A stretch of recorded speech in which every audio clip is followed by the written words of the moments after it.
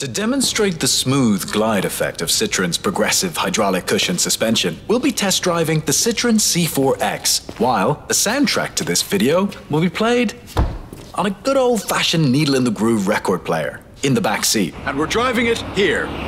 This is the Ballymun Road, voted recently in an online poll to be the road with the most speed bumps in Dublin.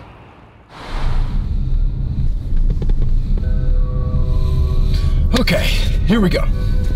Citroën's progressive hydraulic cushion suspension filters out surface irregularities like bumps and dips in the road, even speed bumps, by absorbing them as energy and dissipating them as heat, giving you a driving experience that Citroën likes to call the flying carpet effect. Okay, here comes a speed bump now.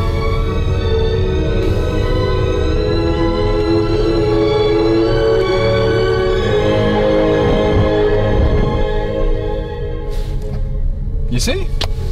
With Citroën, you don't drive, you glide.